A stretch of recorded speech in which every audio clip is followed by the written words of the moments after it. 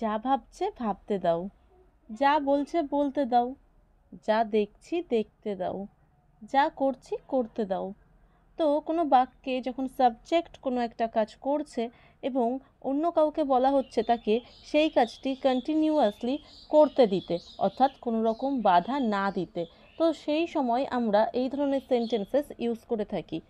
তো hello everyone, welcome to be advanced in English. And আজকের ভিডিওতে আমরা এই ধরনের সেন্টেন্সেসগুলিকে ইংরেজিতে অনুবাদ করা শিখব। তো এর জন্য আমরা প্রথমেই ইউজ করব লেট, অ্যান্ড আফটার দ্যাট আমরা ইউজ করব অবজেক্টিভ কেস, অর্থাৎ হিম, হার, দেম, মি, এগুলো।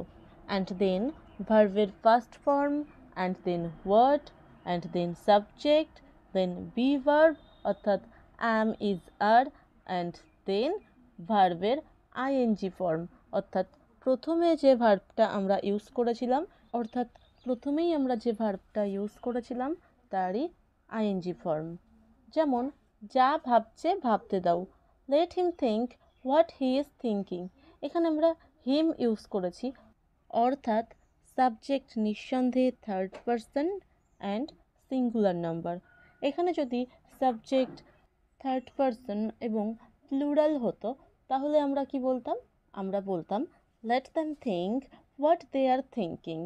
নেক্সট, যা বলছে বলতে দাও, let her say what she is saying. যা দেখছি দেখতে দাও, let me see what I am saying.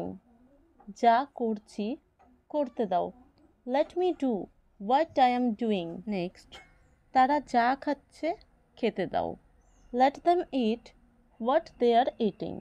So next, it's your turn and the sentence is যা শুনছি শুনতে দাও। এই সেন্টেন্সটির ইংরেজি অনুবাদ অবশ্যই কমেন্ট বক্সে লিখে জানাবেন।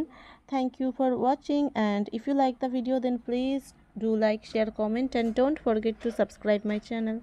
Bye bye.